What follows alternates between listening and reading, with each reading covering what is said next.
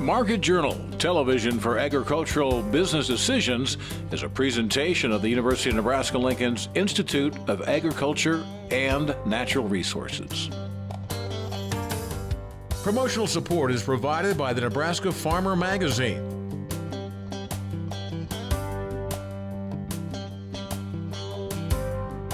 Hello everyone, I'm Troy Moling and thanks for joining us today on Market Journal. Man, oh man, where is September going? Already fall, if you can believe it. We're also wrapping up National Farm and Safety Health Week, so I hope everyone has had a safe and productive harvest so far. We've got another fantastic show on tap for you this week. Let's get started, see what we have going on in the news today. We'll sit down with this week's market analyst in a second, but first let's check out the latest USDA crop progress report. Starting with corn, and the report reveals 9% has been harvested. That's above the 5-year average of 6%. 54% of the corn is mature, almost 20 points above the 5-year average of 36. Now, 68% is rated as good to excellent, and that's unchanged from a week ago. As far as soybeans are concerned, producers reporting the crop at 67% good to excellent. That's down a point from a week ago. In the previous report, 31% of the crop was dropping leaves. Now, it's over half at 53%. And harvest is just beginning with a number of 6%. We're joined by Dr. Frayne Olson for this week's market report. He's with North Dakota State University Extension, serving as a crops economist and professor. Frayne, thanks for being here this week. Well, thanks for the invitation. I appreciate it. First up, you've looked at the numbers on the latest crop progress report. What are your thoughts? Yeah, I mean, crop development has been ahead of pace now for a little while. Harvest for corn and soybeans are just kind of ramping up. And again, very similar pace to what we saw last year from harvest progress. It looks like crop condition ratings are still holding up very well. So we should be ready to go here as soon as the weather turns and gets a little better for us. Let's dive into soybeans for a minute. When we were on the phone getting this interview set up, you told me that you could spend a couple hours on this topic. So I know that it's something that you're really passionate about. We've had a good soybean crop again this year. And combine that with the good crop last year, all the inventory that's still left over. Where's everything going to go? Talk to me about where soybean producers are right now and how you see this playing out. Yeah, so I mean, we got a larger yield report out of the last WASDE. It was kind of pretty close to what the trade was expecting, a little bit higher than they thought as an average. But we're going to have a lot of beans. And of course, the big issue right now is the tariffs and trade negotiations, in particular with China, because they are by far our largest buyer. And so with the very slow export pace, almost non-existent export pace that we've had into the Chinese market, we're looking around, looking at alternative markets, but also means that the flow of grain this harvest is going to be very, very unusual. Typically, if you look kind of historically, about 60% of our soybeans flow to the Gulf, and about 25% flow to the PNW or the West Coast market. And of course, North Dakota and then South Dakota and Central Nebraska, all are primary West Coast markets. The problem we've got is that the West Coast market for soybeans is basically dried up. We haven't had any bids for export sales into that area, that quadrant, for most of the summer. There's no bids out now until into February of next year. So the West Coast market has really switched to a corn market. They're pumping corn through very quickly, but there's really no soybean flow. So the export sales we've gotten so far on soybeans have primarily gone through the Gulf. And that's again causing some disruptions or some concerns about how is the soybean as well as corn going to flow as we move into harvest, which is causing some basis issues here locally. And I think farmers are going to have to be very careful as they move into this winter season, because it's going to be very, very different than what we've seen before. And I know that storage is an issue too, and I know a lot of soybean producers still have that inventory from last year. Any idea what the percentage is or how many producers still have inventory from last year? So I mean, what are they going to do as far as storage is concerned? Yeah, storage is going to be at a premium, not only at the local level, at the farm level, but also at the commercial level.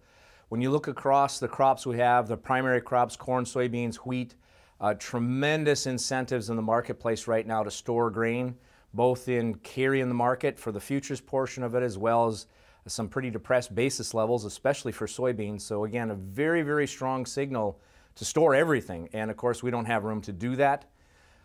There's a stronger incentive, in my view, to store soybeans. I think, again, there'll be more of a market incentive to try and push corn through the system if you have a shortage of some storage. But it's going to be a challenge. Up here, as we get further north, again, when you get into South Dakota, North Dakota, our basis levels for soybeans are horrible, which really is farmers aren't planning to sell anything at harvest, which they normally do. They sell at harvest or shortly after.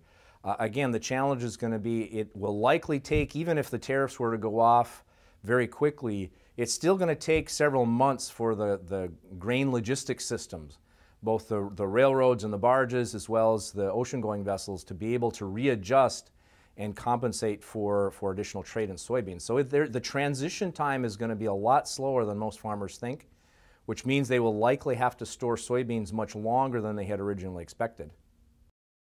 And maybe a farmer's watching this right now and that farmer's saying, well, I'll just put my soybeans in temporary storage. But it's kind of challenging when it comes to temporarily storing soybeans, isn't it? Why is that? Yeah, and I've been working very closely with one of the ag engineers, Dr. Ken Hellevang, up in this at North Dakota State. He's kind of the storage expert, has been doing this for many, many, many years. And he talks a lot about how do we use temporary storage, because I think there's going to be a lot of that around. A lot of pressure, again, to store grain, whether it be at the farm level or at the commercial level. The challenge we have with soybean is because of the higher oil content and the protein level versus corn and wheat are, carbohydrates, they're starches, so it's a lot easier to store that for long term. The storage characteristics of soybeans, especially for long-term storage, are very different. Farmers are comfortable typically with harvesting, soybeans in a bin, storing them for a few months, and then bringing them back out and marketing them. But again, this year, because of the flow of grain is going to be a bit unusual and more than likely disrupted, the longer-term storage has very different characteristics. And so it's going to be a challenge, and we got to be very, very careful as we put grain in the bin and make sure that it stays cool, that it stays dry and in good condition. And now, not just for soybeans, but for other crops too. What's the sense you've been getting from farmers as of late? Are they concerned about the crop situation? What questions do they have, and how do you answer them? Yeah, okay, so there's really two interconnected questions. One of them is how do we manage the harvest flow? Again, as I said, usually this year there's going to be a stronger incentive to try and move corn through the system. Farmers up here, because we have a very short season up here and very compressed harvest time period, we rely on on-farm storage to help with harvest efficiency, making sure the combines are running, the grain carts are running, the trucks are running. And if we have to start pushing that through the corn, through the elevator system instead of to our local storage, that can change the flow of grain. And then if you're going to store soybeans, again, how do we do that on a long-term basis? The other challenge we have is at first the storage issue and then harvest efficiency, but the other issue is cash flows. Again, up here in this region, we tend to store the corn and the wheat and market that throughout the year. We tend to push the soybeans through the system a little earlier. That generates the cash flow we have to pay back bills. And again, the fact that we may have a slightly different arrangement this year is putting a lot of pressure on farmers to say, how do we manage our cash flow? What do we sell? What do we store? What are the incentives in the marketplace? And how do we get the financing part of it to work as well? Mm-hmm. And finally, last question, how do you see the weather impacting things right now? Well, the short-term concern, of course, will be for harvest. To make sure that we get the crop out of the field as quickly as possible. We get it out of the field dry, it's in good condition. It'll really mitigate or reduce any kind of storage problems we have later in the year if it goes into the bin cool and dry. If it comes off a bit wet, then it slows things down because we got to dry it. And that's not only going to be an issue at the farm level, but again at the commercial level. So I'm recommending that farmers watch the basis levels very carefully, because that's kind of your local market signaling to you what you need to do and what are the incentives, whether you sell it now or store it later. Sell it now or store it later. Dr. Frayne Olson, we appreciate your insight, and we'll talk to you again real soon. All right, thank you very much. I appreciate it. Next week, we'll be joined by University of Missouri Extension ag economist, Dr. Scott Brown. If you have a question you'd like for me to ask Scott, email us or get in touch on social media, and I'll pass your question along. It's got a funny name, and it's not something we usually eat, but alfalfa is still important to cattle and to Nebraska. And like other crops, sometimes it needs to be rotated. We spoke with an expert who told us some things to look for. Market Journal's Brad Mills has this report. When you think about alfalfa, you may not realize its importance compared to other Nebraska commodities. It's the third most valuable crop in the state and makes up about 3/4 acres. Partly because of our land conditions that allow alfalfa to grow very well in many cases, works very well in rotations, and of course with our livestock industry needing that kind of protein feed available to it, alfalfa is such a natural type of feed resource for us in this state. But the benefits don't stop there. Alfalfa is one of the better conservation types of crops. It produces its own nitrogen, so we don't have to use nitrogen fertilizer on it to grow the crop. Being a solid type of stand, it's very good at conserving soil and not having erosion occurring. It's an excellent one to work with crop rotations, can boost the overall productivity of other crops. For instance, our research has shown that in irrigated corn, we don't need to add more than about 90 pounds of actual nitrogen per acre to grow a full irrigated crop of corn in our situations. Anderson says if alfalfa is being grown in a dryland situation, it's ideal to have a couple of plants per square foot with around 25 shoots coming out. For an irrigated stand, 3 or more plants per square foot with 40 or more shoots is best. And as farmers prepare to harvest their alfalfa, paying attention to the age and fullness of your stand is key. Growing in dryland versus irrigated conditions comes into play here too. Here in the state of Nebraska, the average alfalfa stand tends to be 6 to 7 years, although there are a lot of fields that are over 10 years old and still have fairly decent stands. But I think we need to really think about whether we ought to be keeping some of those fields if they're dryland, because the rotation benefit can really be beneficial by rotating through the fields more often. And also if we're growing that alfalfa dryland, once we have a stand that's more than about 4 or 5 years old, that alfalfa root is probably down 10, 12, 15 feet deep, has extracted all the moisture that's available down there, and on an annual basis we don't get the moisture recharging down that deep, so we're ending up with lower yields just because all we have to produce growth on the alfalfa the next year is from the annual rainfall that we get. When determining if alfalfa stand is healthy, Anderson says it will be nice and green with lots of leaves. If you see weeds or lots of discoloration, that's a bad sign. Weeds tend to give us a clue as to when those plants are starting to get a little bit too thin or aren't vigorous enough to compete with the other weeds out there. So especially we start seeing our alfalfa stands getting weedy, especially year over year getting more and more weedy, that's a time to really take a close look at that stand and decide whether or not we want to be looking at maybe putting out a new alfalfa field and using the rotation benefit of this old field for a different crop. If you've decided it's time to rotate your alfalfa field, certain crops will do better than others. Probably the best choice oftentimes are grassy type crops, whether it's wheat, grain, sorghum, corn, something that you normally would have to use nitrogen fertilizer on to produce it. That will give us our biggest benefit. Reporting for Market Journal, I'm Brad Mills. Rust has also formed in many alfalfa fields across the region. That's because of the humid weather we've been experiencing lately.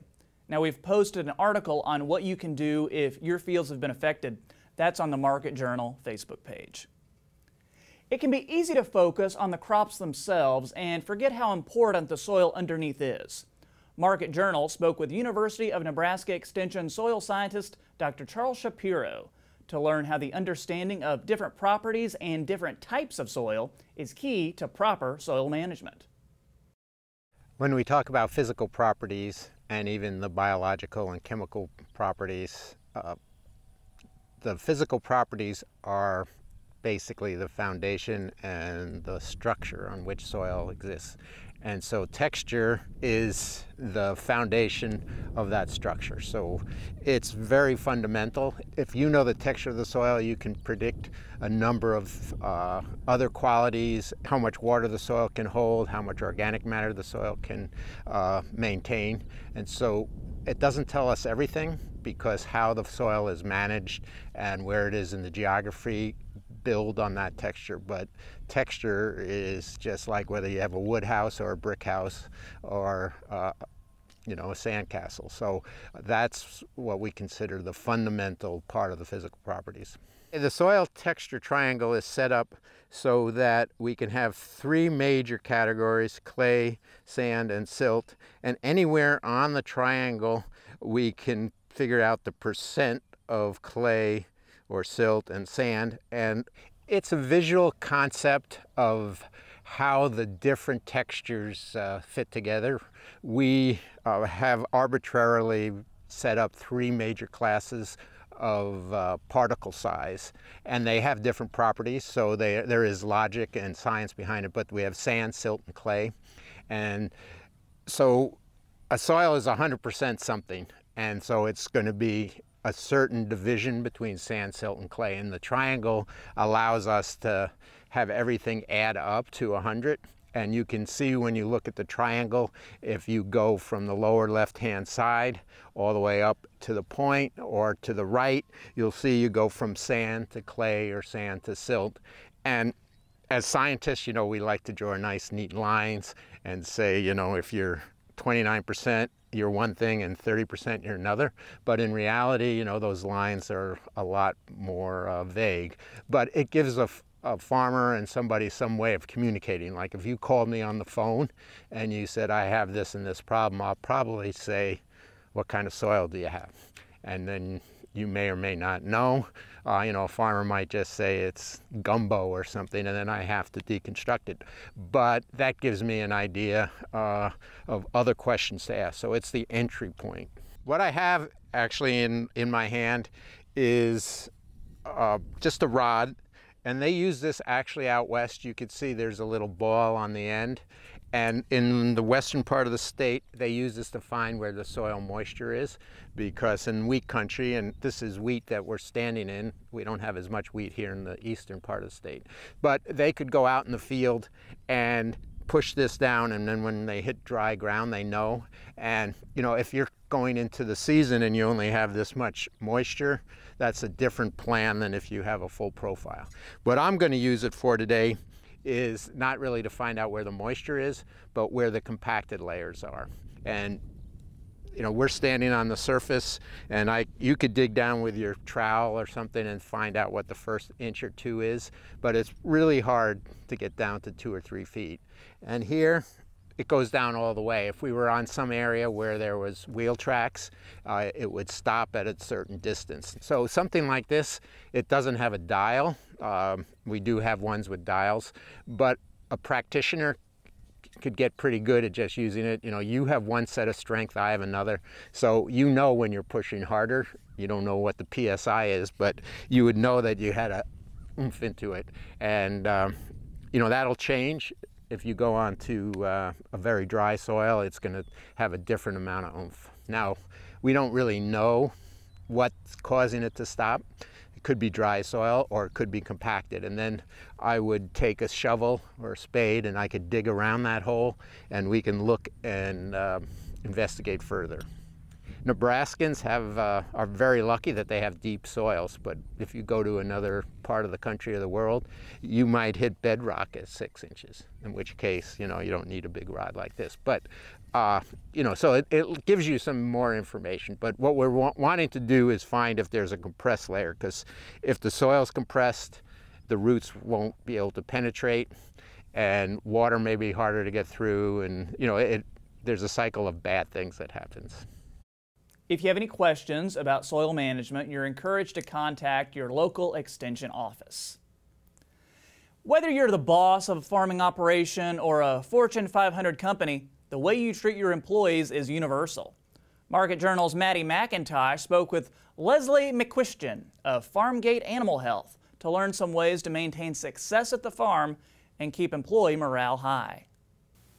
No one can operate a farm alone. It takes many hands to keep it running smoothly and efficiently. That's why Leslie McCuiston believes it's important to invest in the people you bring onto your farm. So I think when we're talking about investing in employees in any operation, it's investing in a human being, a person. We want them to be better. But on a farm, we tend to be doing something that's the most altruistic there is. We're either taking care of animals, we're taking care of the land, we're feeding people, we're doing all of those things a lot of time at the same time. So having that person who's truly invested with you is very, very valuable.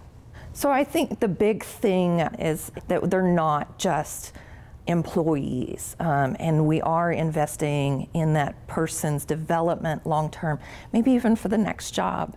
And so being really happy for them when they do leave us and we leave them in a better place is a good thing.